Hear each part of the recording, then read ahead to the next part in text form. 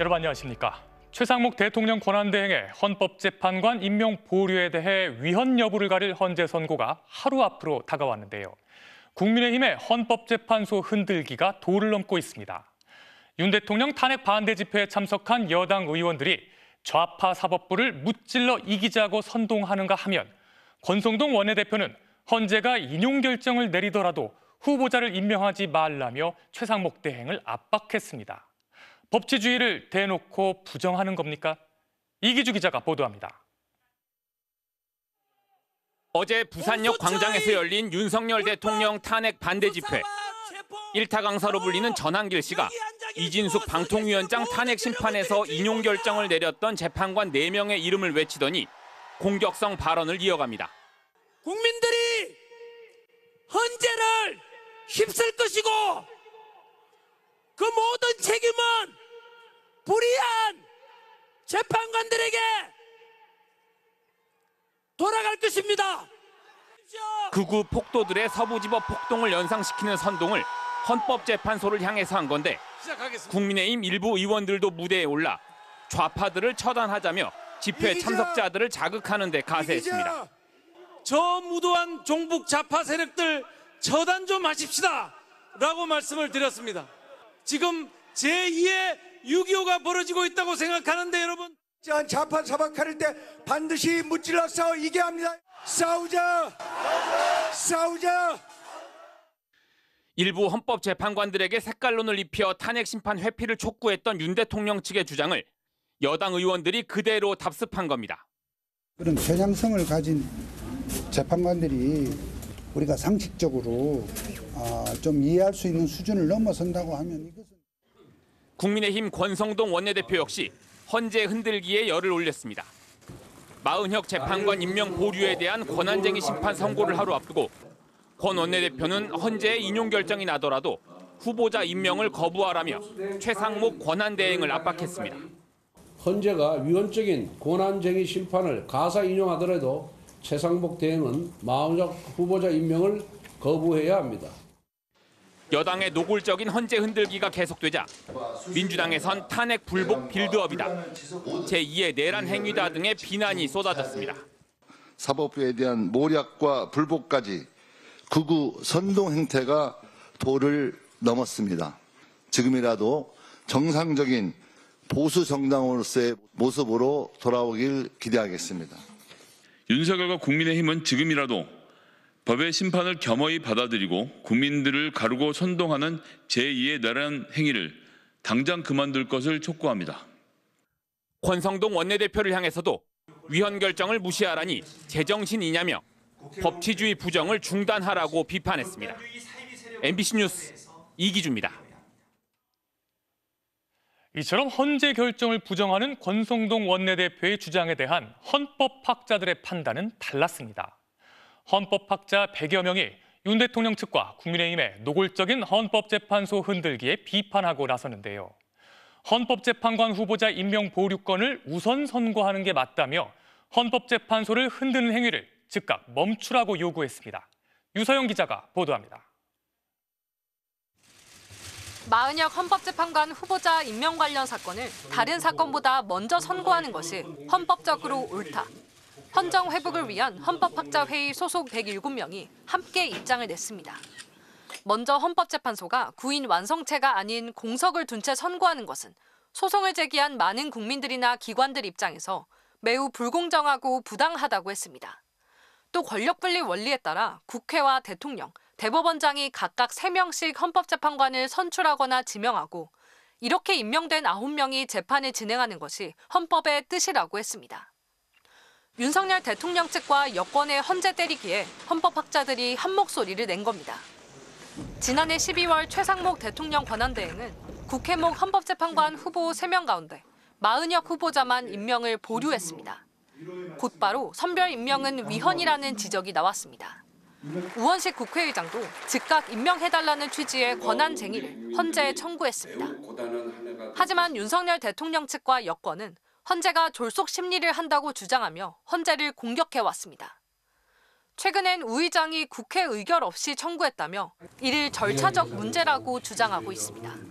국회의원 의원식이 독단적으로 국회를 참칭한 헌법 위반이자 초법적 권력 남용입니다. 하지만 헌법학자들은 헌법재판관 3인을 선출할 때 이미 국회 표결을 거쳤다며 문제 없다고 반박합니다. 국회의 헌법재판소 구성권 내지 헌재재판관 선출권이라는 권한을 행사한 거예요. 인사가 다 들어있어요. 헌법학자들은 또 재판관들 개인적 성향을 문제 삼는 공격에 대해서도 탄핵 심판의 본질을 왜곡하는 것이라며 헌법재판의 권위와 독립성을 흔드는 행위를 즉각 멈추라고 직격했습니다. MBC 뉴스 유서연입니다. 윤 대통령 측은 여전히 근거를 알 수 없는 부정선거론을 굽히지 않고 있죠. 국정원에서 선거 조작이 가능하다는 보고가 있어서 선관위 시스템 점검을 위해 비상계엄을 했다는 건데요. 검찰 수사 내용은 완전히 달랐습니다. 그런 내용의 국정원 보고는 없었고 오히려 계엄군이 부정선거가 있었던 것처럼 조작하려 한 정황이 확인됐다는 겁니다. 구민지 기자가 보도합니다. 헌법재판소에 나온 윤석열 대통령 측은 선거 결과 조작이 가능하다는 국가정보원 보고가 있었다고 주장했습니다. 그 보안성이 지극히 취약해서 아무나 해킹하여 선거 결과를 조작할 수 있다고 보고하였습니다. 하지만 조태용 국정원장은 작년 12월 검찰 조사에서 선관위 시스템에 보안상 취약점이 발견됐지만 부정선거에 관한 단서는 전혀 포착하지 못했다는 내용으로 보고했다고 진술한 걸로 확인됐습니다. 전체 전산 장비 중 5%만 점검해 한계가 있었다는 단서를 달았지만 부정선거 여부에 대한 국정원 판단이 없었다는 겁니다. 윤 대통령은 또 비상계엄이 선관위 전산 시스템 점검 차원이었다는 주장도 내놓고 있습니다. 부정선거 자체를 색출하라는 것이 아니라 선관위의 전산 시스템을 전반적으로 스크린할 수 있으면 해봐라. 하지만 검찰 조사 결과 계엄군이 받은 지시는 점검이 아니었습니다. 체포가 필요한 선관위 직원 30여 명 명단이 전달됐습니다. 또 선거를 조작한 범죄자인이 케이블 타이로 포박하고 얼굴에 복면을 씌운 뒤 수도방위 사령부 비원 벙커로 이송하라는 지시가 떨어졌습니다. 배후에는 불명예 퇴역한 전직 장성이 있었습니다. 다 잡아서 족치면 부정선거가 사실로 확인될 거라며 야구방망이와 포승줄, 망치를 준비시켰습니다. 선관위 홈페이지 관리자를 찾아 홈페이지에 부정선거를 자수하는 글을 올리라고 지시했다는 진술도 검찰은 확보했습니다. 검찰은 아무 증거도 없이 선관위 직원들을 불법 체포, 구금, 취조해 부정선거가 있었던 것처럼 조작하려고 한 정황으로 의심하고 있습니다. 윤 대통령은 부정선거론을 입증할 증거를 내놓지 못하고 있습니다. MBC 뉴스 구민지입니다. 내란 사태와 관련한 의혹은 여전히 풀리지 않은 것이 많죠. 그중엔 윤 대통령의 최측근인 이상민 전 장관에 대한 의혹이 적지 않습니다. 당시 언론사에 대한 단수를 지시했는지 또 김용현 전 국방부 장관한테서 계엄 관련 문건을 전달받았는지도 의혹이 해소되지 않고 있는데요. 이 전 장관이 이런 의혹들에 대해 앞선 경찰 조사에서 부인하거나 아예 입을 닫은 것으로 드러났습니다. 강제 수사가 필요하지 않을까요? 김건희 기자가 보도합니다. 12.3 비상계엄 당일 이상민 당시 행정안전부 장관이 언론사 단전 단수 얘기를 꺼냈다는 건 지난달에야 드러났습니다. 소방청장이 증언했습니다. 언론사에 대한 그 이야기가 있었다. 그 내용이 단전 단수 이 이야기가 이 전 장관이 MBC 등 언론사 몇 곳을 언급하며 경찰이 단전 단수 요청을 하면 소방청이 적절한 조치를 하라고 지시했다는 겁니다. 이 전 장관은 이후 입을 닫아버렸습니다. 소방청에 전화해서 방송사 단전 단수 지시하셨습니까? 증언하지 않겠습니다. 하지만 앞선 경찰 조사에서는 통화 내용을 언급한 것으로 확인됐습니다. 유혈 사태가 날까 봐 소방청장에게 전화했다면서 국민들 안전 각별히 챙겨달라는 취지였다는 겁니다. 이 전 장관이 소방청장 증언 내용은 쏙 빼고 진술한 겁니다. 의문은 또 있습니다. 김용현 전 국방부 장관은 계엄 이후 지시사항을 적은 최상목 당시 기재부 장관 문건 말고도 행안부 장관 문건도 준비했다고 했습니다. 기재부 장관뿐만이 아니고 외교부 장관도 있었고 또 그 경찰청장, 또 국무총리. 네, 총리 것도 있었습니까? 예, 그래서 행안부 것도 행안부 장관도 있었고. 하지만 이 전 장관은 같은 경찰 조사에서 별도로 받은 문건은 없다고 답했습니다. 이상민 문건은 검찰도, 공수처도, 경찰도 아직 행방을 확인하지 못했습니다. 문건의 존재가 확인된다면 윤석열 대통령의 충암고 후배이자 최측근인 이 전 장관이 내란 사태에 어떤 역할을 했는지 규명하는 데 도움이 될 것으로 보입니다.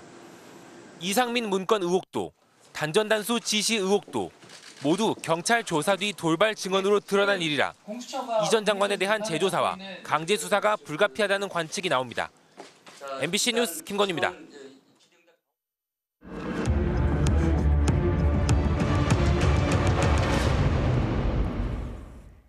트럼프 대통령이 끝내 캐나다와 멕시코의 25%, 중국의 10%의 보편적 관세를 부과하는 행정명령에 서명했습니다.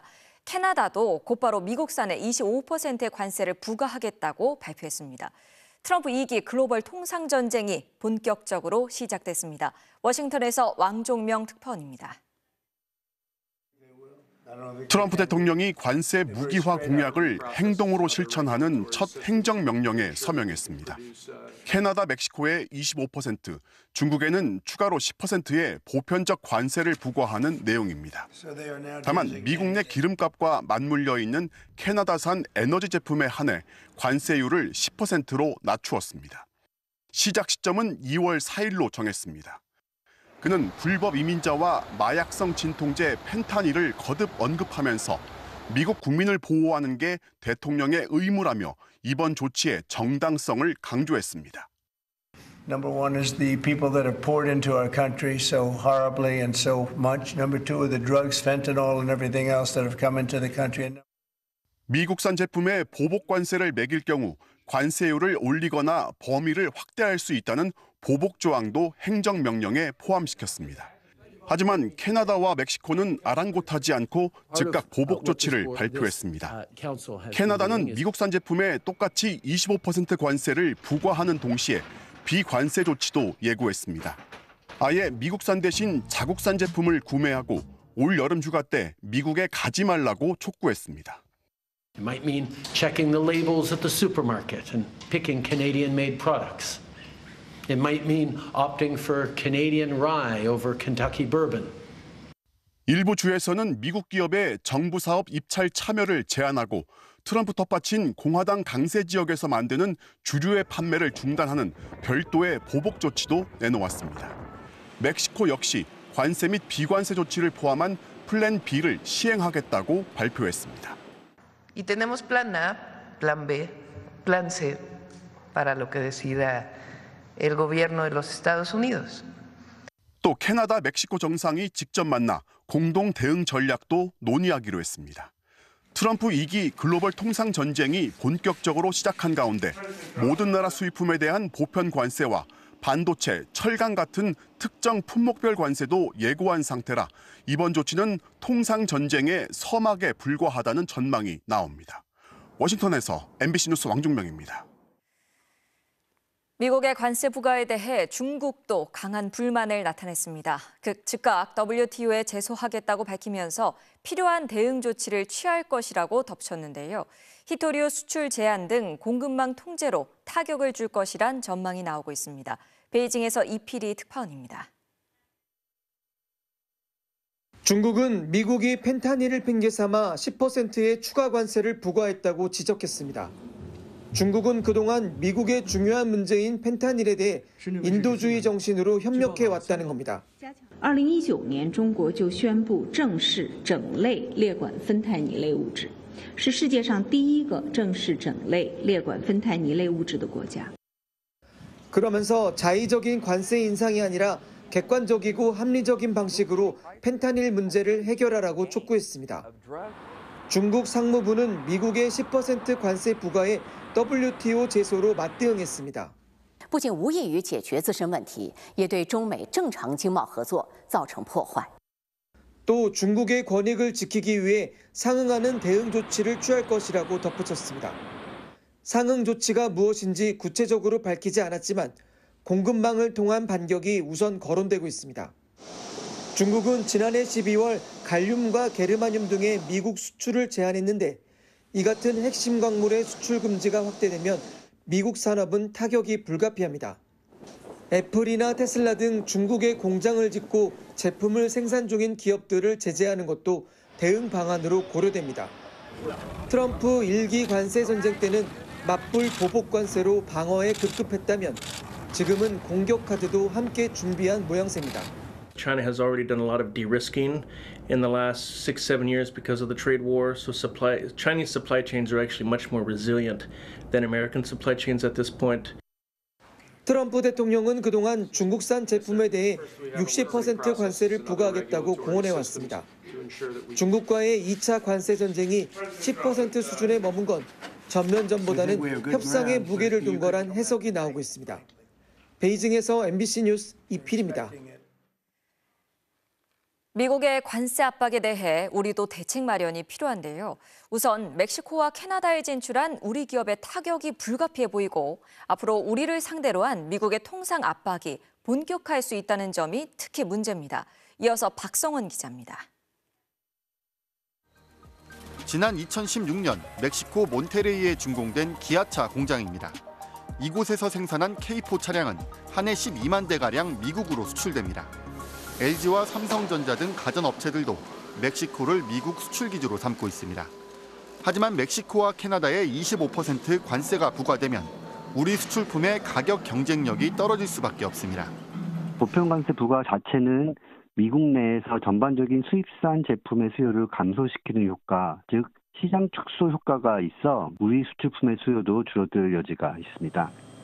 실제 산업연구원 분석 결과 멕시코와 캐나다의 25%, 한국과 중국 등의 10%의 보편 관세가 부과되면 우리의 연간 대미 수출은 13조 4천억 원 감소하는 것으로 예측됐습니다. 문제는 앞으로입니다. 지난해 우리가 미국을 상대로 기록한 무역 흑자는 557억 달러로 역대 최대입니다. 관세 인상을 포함한 통상 압박이 우리에게도 거세질 전망입니다. 협상을 통해 수위를 낮추더라도 반도체나 철강 같은 제품에서 품목별 관세 카드를 들고 나올 수 있습니다. 또 전기차, 반도체에 대한 보조금 지급을 축소하거나 폐지할 가능성도 거론됩니다. 이 과정에서 한미 FTA나 방위비 재협상 같은 이슈를 연계할 수도 있습니다. 실제로 2018년 트럼프 1기 행정부는 한국 세탁기에 20에서 50%의 관세를 부과하는 긴급 수입 제한 조치를 발동했고 최근까지도 자신의 업적으로 거론해왔습니다. 트럼프 1기 때 사례가 철강, 알루미늄 이런 거였거든요. 품목에 대해서는 우리가 좀 걸리는 부분이 있을 것 같아요. 품목별로 좀 대응을 해야 될 것 같고. 트럼프 대통령이 불공정 무역 해소 방안을 마련하라는 4월 1일까지 물밑 협상이 중요해졌습니다. 최상목 권한대행은 1급 이상 간부회의를 열어 미국발 관세 인상의 대응책을 지시하면서 특히 반도체 특별법을 조속히 통과시켜야 한다는 입장을 강조했습니다. MBC 뉴스 박성원입니다. 우리나라는 이제 막 초고령 사회에 진입했지만 노인 빈곤율은 OECD 국가 중 1위입니다. OECD 국가 노인들은 노후소득의 60% 이상을 연금으로 충당하고 있지만 우리나라는 30%에 불과합니다. 2월 국회에서는 국민연금법 개정안 논의가 다시 진행될 예정인데요. 가난한 노년을 피할 수 있는 방법은 없는 걸까요? 조명아 기자가 취재했습니다. 서울 종로구의 한 도서관. 재작년 정년퇴직한 김모 씨는 요즘 매일 이곳으로 출근합니다. 통신기술 분야에서 일했던 만큼 전기기사 자격증을 따서 재취업을 하기 위해서입니다. 제 2의 삶을 위해서 제가 개인적인 공부를 좀 하고 있습니다. 일단 돈이 있어야 되잖아요. 네로라는 대기업과 공기업에서 37년이나 일했지만 김 씨가 받는 국민연금은 180만 원. 이것도 지난달부터 받기 시작했는데 노후 생활을 하기엔 턱없이 부족합니다. 실비보험이라든지 이런 부분들이 한 150 정도가 들어가니까 아파트 관리비 또 한 20만 원 내고 나면 10만 원 정도 남죠. 국민연금은 노후소득의 핵심이지만 우리나라 국민연금 소득 대체율은 31.2%, OECD 평균보다도 훨씬 낮습니다. 게다가 100만 원 미만을 받는 수급자가 전체 수급자의 90%에 달하고 이 중 절반 정도는 40만 원 미만의 용돈 수준을 연금으로 받고 있습니다. 심지어 이마저도 받지 못하는 이른바 소득공백 기간도 발생합니다. 34년 동안 중소기업에서 용접기사로 일하다 재작년 말 정년 퇴직한 한정록 씨. 석 달 전부터 건설 현장이나 제품 포장 작업장에서 단기 아르바이트를 시작했습니다. 실업수당은 작년 9월 이후 끊겼고 국민연금을 받으려면 아직 1년 반 정도 기다려야 하기 때문입니다. 그리고 국민연금 63세에 나오니까 그 기간에는 아무 수익이 없으니까 먹고 살려면 아르바이트나 이런 걸 할 수밖에 없는 이런 조건인 거죠, 이게. 정년은 60세이지만 국민연금 수급이 개시되는 나이는 태어난 연도에 따라 63세에서 65세로 달라 최대 5년 동안은 용돈연금조차 못 받는 겁니다. 노인 빈곤을 해소하려면 국민연금 제도를 손보는 게 시급합니다.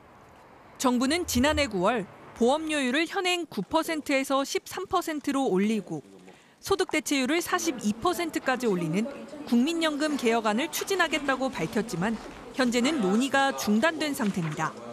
하지만 연금 개혁의 효과가 나타나려면 최소 5년에서 10년까지 걸리는 만큼 조속한 추진이 필요하다는 게 공통된 지적입니다. 전문가들은 소득 대체율을 올리려면 연금 납부액이 늘어나는 만큼 기업과 노동자가 반씩 내는 현행 방식을 손보고 정부도 재정을 투입해 책임을 강화할 필요가 있다고 목소리를 높였습니다. OECD 국가들 평균적인 비율을 보면은 자본이 65, 노동이 한 35 정도를 부담을 하고 있어요. 이미 많은 나라들이 GDP의 10% 이상을 공적연금에 투여를 하고 있어요. 또 중장기적으로는 정년을 연장하거나 아예 폐지하는 논의도 함께 진행돼야 한다고 강조했습니다. MBC 뉴스 조명아입니다. 조기 대선 가능성이 높아지면서 정치권 주자들의 움직임도 빨라지고 있습니다. 먼저 개혁신당 이준석 의원이 사실상 대권 출사표를 던졌습니다. 조국 혁신당도 정권 교체를 위해 야권이 연대해야 한다며 본격적인 대선 준비에 들어갔습니다. 반면에 민주당과 국민의힘은 각기 다른 이유로 신중한 분위기입니다. 김민영 기자의 보도입니다. 개혁신당 이준석 의원이 서울 홍대 앞에서 기자회견을 열었습니다. 올해 3월이면 대선 출마가 가능한 40살이 된다면서 사실상 대권 도전을 선언했습니다. 변화는 과감한 세대 교체와 함께 일어나는 겁니다. 윤석열 정부를 만든 주역이라는 비판을 의식한 듯 정권 초기부터 할 말은 해왔다면서 다만 더 가열차게 맞서지 못한 게 아쉽다고 말했습니다. 단일화 가능성에 대해서는 끝까지 간다고 답했습니다. 비슷한 지향점을 가진 사람을 발견하지 못했고 그래서 저는 간다면 끝까지 갑니다. 이 의원은 부정선거론자들을 겨냥해 공개 토론에 나오라고 거듭 직격하면서 조기 대선이 열리게 된다면 지성과 반지성의 대결이 될 거라고 했습니다. 지난 총선에서 돌풍을 일으켰던 조국혁신당 역시 본격적인 대선 준비에 들어갔습니다.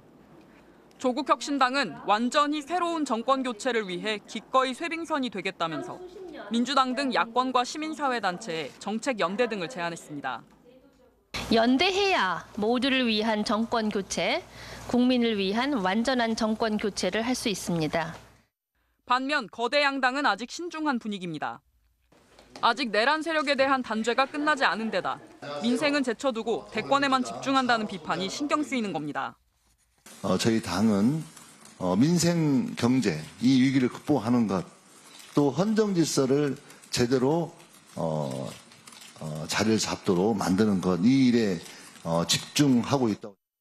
국민의힘 역시 자신들이 배출한 대통령이 탄핵 심판을 받고 있는 상황에서 조기 대선을 언급하는 게 부담일 수밖에 없습니다. 조기 대선이라는 걸 입에 올릴 수 없으니 가장 강력한 야권 후보인 이재명 대표를 비판하는 게 사실상 유일한 선거 전략입니다. 이재명 대표는 정치적 유불리에 따라 보호색을 바꾸는 카멜레온 정치를 하더니 이번에는 지역 상품권 포기 운운하며 악어의 눈물을 흘렸습니다. 여야 각 당이 물밑에서 조기 대선에 대비하고 있는 가운데 탄핵 심판 결과가 나와야 본격적인 대선 국면이 펼쳐질 걸로 보입니다. MBC 뉴스 김민영입니다. 경영권 승계를 위한 부당합병과 회계 부정 혐의로 재판을 받고 있는 이재용 삼성전자 회장의 항소심 결과가 내일 나옵니다. 서울고등법원에서 내일 오후 2시부터 항소심 선고 공판이 열리는데요. 이 회장은 지난 2월 1심에선 삼성물산과 제일모직 합병의 주된 목적이 경영권 승계라고 단정할 수 없다는 이유로 무죄를 선고받았습니다.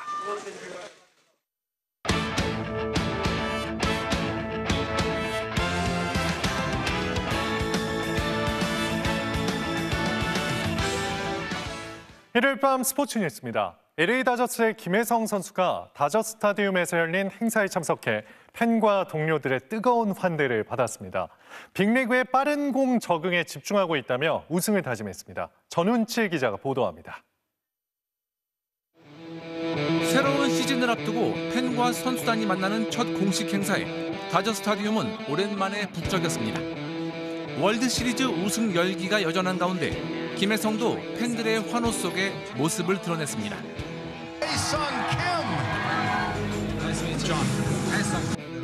일본인 투수 야마모토와 함께 인사를 건네고 환호도 받았습니다.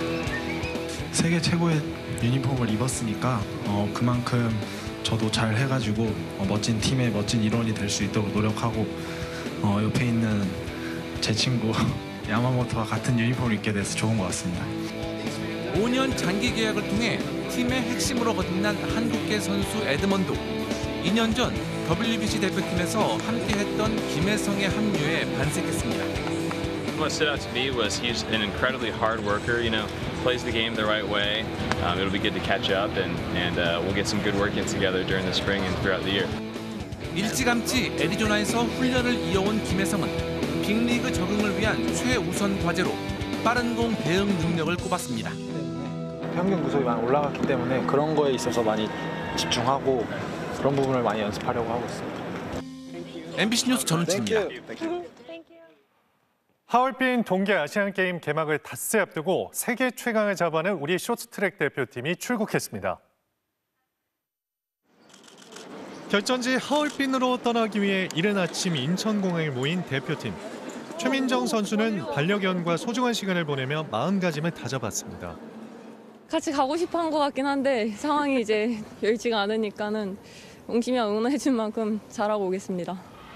9개 종목에서 금메달 6개 이상을 목표로 하는 대표팀은 중국의 터스의 우려에도 당당했습니다. 저희가 중국보다 실력이 월등하다고 생각해서 실력으로 보여드리면 될 것 같습니다. 목표는 크게 잡아야 되니까 5관왕으로 하겠습니다. 대표팀은 오는 7일부터 대회 예선전에 돌입합니다.